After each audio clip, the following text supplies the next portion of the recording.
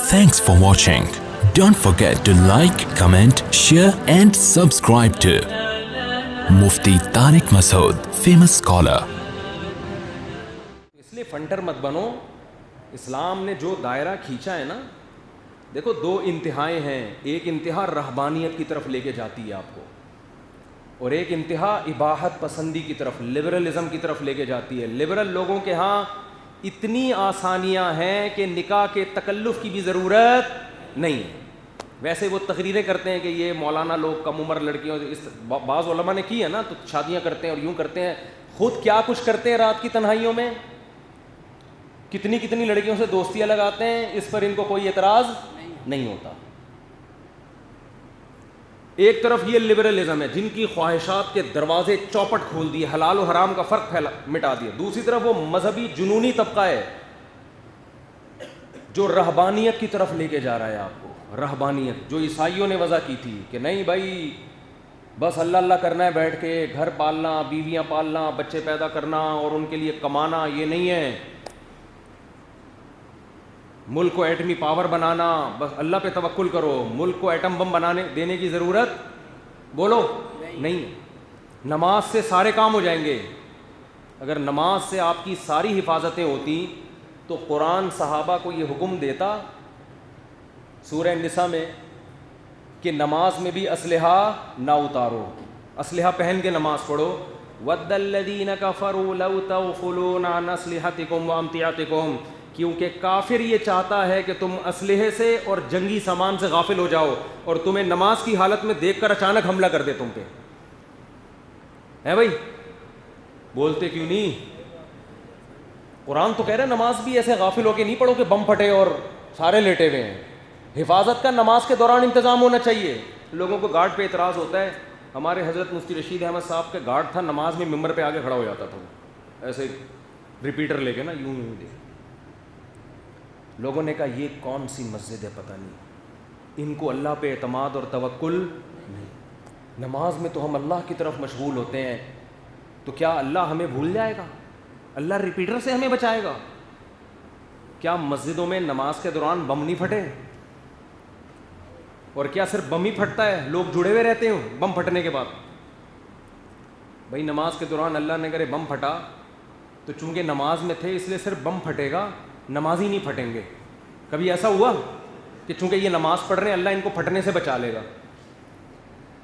अबे क्या हो गया, क्यों समझ में नहीं आ रही बात? अबे तबे पे आ जाता हूँ मैं बाज़.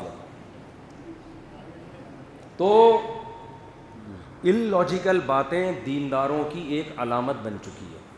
एक दीनदार हैं, वो बड़े नेक आदमी हैं. अब तो मुझे नेक लग जाता है ये उल्टी बात करेगा आगे से. पता चल रहा है नेक है, इसका मतलब अभी ये फेंकू है. मुझे तो वैक्सीन पे हर वक्त ना मलामतें पड़ती रहती हैं, जैसे पता नहीं मैं कोई अल्लाह ना करे यहूदियों का एजेंट हूँ जो आपको वैक्सीन लगाने का मैंने डॉक्टरों के कहने पे मशवरा दे दिया. तो वो कहने लगी क्या वैक्सीन मुफ्ती साहब लगा के रखी हुई है, क्या लोगों को बताओ ये यहूदियों की कितनी बड़ी साजिश है. एक साहब बैठे हुए थे, वो दूसरे मुल्क से आए थे. उन्होंने कहा यहूदी सबसे ज़्यादा खुद इससे परेशान है वैक्सीन से, जिसकी साजिश है ना. इलॉजिकल बातें, ना कोई रिपोर्ट है ना कोई खबर है. ठीक है आप ना मानो ना लगवाओ, लेकिन चुप करके बैठे रहो, ये अच्छा नहीं है. जब आपका पूरी तहकीक नहीं है, दज्जाल का वैक्सीन से अल्लाह की कसम कोई ताल्लुक नहीं है. दज्जाल आएगा, अपने टाइम पे आएगा, जो करना है वो करेगा. हर चीज़ जो आपकी समझ में नहीं आ रही दज्जाल के खाते में डाली जा रही है. कह रहे ये जो पाउडर के दूध है ना ये दज्जाली साजिश है. मैंने कहा यार मैं भी डब्बे और पाउडर के दूध का बिल्कुल कायल नहीं हूँ, भैंसों के दूध का कायल हूँ. जो निकलता है वो मेंढक भी उसमें जाते हैं. आपको शुक्र करो ये छान के देते हैं. हकीकत बता, गवाले जब दूध देते हैं ना तो भैंस इतना नहीं देती जितना गवाला दे रहा होता है. ये अल्लाह का शुक्र अदा करो कि ये छान लेते हैं उसको. अगर ये बग़ैर छाने दें आप ये दूध पीना छोड़ दो. मक्खी मच्छर तो बहुत हल्की चीज़ है, मेंढक निकलते हैं इसमें से, बहुत हल्की चीज़ है मक्खी मच्छर. मेंढक ज़्यादा हो गई लेकिन देख लेना. तो हम भी डब्बे के दूध के कायल नहीं हैं, लेकिन दज्जाली साजिश, दज्जाल का नीडों से कोई ताल्लुक नहीं है. دجال کو دجال رہنے دو. ہر نبی نے یہ حقیقت, لوگ کہتے ہیں دیکھو ہر نبی نے اپنے دجال سے ڈرایا نا اپنی قوم کو. میں نے کہا بالکل ٹھیک ہے. نبی صلی اللہ علیہ وسلم نے بھی دجال سے ڈرایا, بالکل ٹھیک ہے. دجال آئے گا, حضرت عیسیٰ قتل کریں گے, دجال جنت بھی دکھائے گا, جہنم بھی دکھائے گا, بالکل صحیح ہے. یہ باتیں صحیح حدیث سے ثابت ہیں. لیکن آپ کو جو چیز سمجھ میں نہ آئے وہ دجال, بولو. جیسے آپ کو امریکہ سے اگر دشمنی ہے, دو بندے گلی میں لڑ رہے ہیں, یہ کس کی سازش ہے؟ امریکہ کی. بھائی امریکہ کی سازشیں ہم مانتے ہیں. آپ کے گھر میں جو لڑائی ہو رہی ہے اس کا امریکہ سے کوئی تعلق, ہر چیز امریکہ کے کھاتے میں مت ڈالو. اور روحانی عامل ڈالے گا ساس کے کھاتے میں کہ تمہاری ساس نے کروایا ہے, سوکن کے کھاتے میں ڈال دے گا کہ میاں بیوی کی لڑائی لڑوائی ہے. وہ روحانی عامل اسی کھاتے میں ڈالتا ہے, حالانکہ وہ ان کا اپنی غلطی ہے, لڑ رہے ہیں آپس میں. ان لاجیکل باتیں. تو دجال کے کھاتے میں نیسلے کا پانی دجال میں ڈالا ہوا تھا. نیسلے اور یہ ایکوفینا اور یہ جو پانی آ رہے ہیں نا کمپنیوں کے, یہ ڈاکٹر آپ کو بتائیں گے یہ فائدہ مند ہے یا نقصان دہ ہے. یہ میں بھی ڈاکٹروں سے ہی پوچھتا ہوں. اس میں دو رائے ہو سکتی ہیں, وہ کہ فائدہ مند ہے, کوئی کہ نقصان دہ. میرا یہ ابھی موضوع نہیں ہے, ورنہ ایک نئی جنگ چھڑ جائے گی. تو لیکن میرے بھائی اس پانی کا دجال سے کسی قسم کا کوئی تعلق نہ. یہ دجال کی تیاری ہے پانی, نہ دجال سے اس کا کوئی تعلق ہے. پولیو کے قطرے دجال کے باپ کو بھی معلوم نہیں ہے.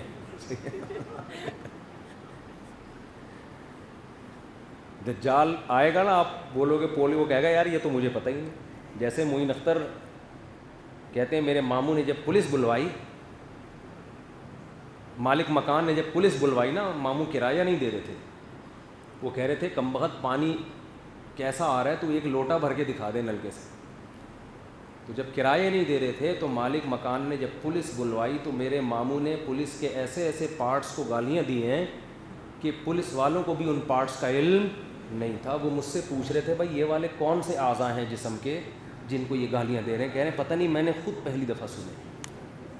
تو جیسے معین اختر کے ماموں نے پولیس والوں کے جن پارٹس کو گالیاں دی ان کا پولیس والوں کو بھی علم نہیں ہوتا. اور واقعی آج ایسے ایسے پارٹس کو گالیاں دی جا رہی ہیں جو آدمی میں ہے ہی نہیں. بعض ایسی گالیاں ایسی ایسی چیزوں کو دی جاتی ہیں جو ہے ہی نہیں. بلب کے رشتہ دار ہوتے ہیں, بلب کے رشتہ داروں کو گالیاں. بلب کی نہ والدہ ہوتی ہیں نہ ہمشیرہ ہوتی ہیں. لائٹ چلی جائے تو لوگ کیا کرتے ہیں, بلب کے رشتہ داروں کو گالیاں دیتے ہیں نا. کیا خیال ہے بھائی؟ تو بلب کے تو کوئی رشتہ دار نہیں ہوتا, لیکن بلب کے رشتہ داروں کو گالیاں. تو خیر, تو دجال جب آئے گا تو ہم اس سے پوچھیں گے یہ پولیو کے قطرے پلانا آپ کی سازش تھی, یہ کرونا آپ نے نکالا, کرونا کی ویکسین آپ نے نکالی, اور نیسلے کا پانی آپ کا پیدا کرتا تھا. کہ بھائی ان پارٹس کا تو مجھے علم نہیں. بولو, کہہ رہے یہ تو ہم نے خود پہلی دفعہ سنا ہے. کہہ رہے میں جتنا برا ہوں نا اتنا ہی رہنے دو, جتنا برا ہوں وہ میرے جہنم میں جانے کے لیے کافی ہے. دجال کہے گا اسی پہ خدا مجھے جہنم میں بھیج دے گا جو میں کر رہا ہوں, لیکن وہ جرائم میرے کھاتے میں مت ڈالو جن کا مجھے علم ہے ہی نہیں. تبھی وہ پولیس والے کہنے لگے ہوں گے نا کہ بھائی ایسے پارٹس کو گالیاں دو جو ہمیں معلوم تو ہے تاکہ ہم ان پارٹس کا دفاع کر سکیں. ایسے پارٹس کو گالیاں دے رہو جو ہے ہی نہیں, تو ہم دفاع کیسے کریں اس کا؟ ان لاجیکل باتیں, ان لاجیکل کام. نماز اللہ اور بندے کے تعلق کا ایک ذریعہ ہے. نماز برائیوں سے بچاتی ہے, نماز مصیبتوں سے بچاتی ہے, لیکن مصیبت سے بچنے کے اسباب پہلے اختیار کرنے پڑیں گے, پھر نماز کے ذریعے اللہ سے تعلق قائم کرنا پڑے گا. نبی صلی اللہ علیہ وسلم نے فرمایا نماز کی حالت میں سانپ نظر آئے, سانپ کو مارو. سانپ کو مارنے کے لیے نماز توڑنی پڑے گی نا, چلنا پڑے گا. آپ نے تو یہ نہیں فرمایا چونکہ نماز میں مشغول ہو, سانپ کیا اژدہا بھی نظر آ جائے, اللہ پہ ایمان مضبوط رکھو, تم اس وقت اللہ سے رابطے میں ہو, تمہارا سانپ کچھ بھی نہیں بگاڑ سکتا. کیا ہو گیا بھائی؟ میدان جنگ میں نماز کا طریقہ بتایا گیا کہ اے نبی جب آپ میدان میں نماز قائم کریں جماعت سے تو سارے مجاہدین آپ کے پیچھے نہ کھڑے ہوں, آدھے فرنٹ لائن پر رہیں, آدھے ایک رکعت پڑھ کے واپس چلے جائیں, وہ اپنی ایک رکعت وہاں مکمل کریں. حالانکہ یہ چل پھر رہے ہیں نماز میں, لیکن جنگ کی ضرورت کی وجہ سے اس کی اجازت دے دی گئی کہ وہ ایک رکعت وہاں مکمل کریں, پھر وہ والا فریق یہاں آئے گا, ایک رکعت نبی کے ساتھ پڑھے گا, اگلی رکعت اپنی یہاں مکمل کرے گا, تاکہ سب کو ایک امام کے پیچھے, نبی کے پیچھے جماعت نصیب ہو جائے, لیکن میدان ہاتھ سے نہ جائے. اور اس دوران قرآن کہہ رہے اسلحہ اٹھا کے نماز پڑھنی ہے تم نے. سورہ نساء. کیوں؟ ود الذین کفروا, کافر یہ چاہتے ہیں, لو تغفلون عن اسلحتکم وامتعاتکم, کہ تم اسلحہ اور اپنے جنگی سامان سے غافل ہو جاؤ, پھر تم پر یمیلون علیکم میلۃ واحدہ, ایک ہی دفعہ میں حملہ کر کے ختم کر دیں. تو اسلام نماز کے ساتھ اسباب کا بھی حکم بولو دے رہا ہے.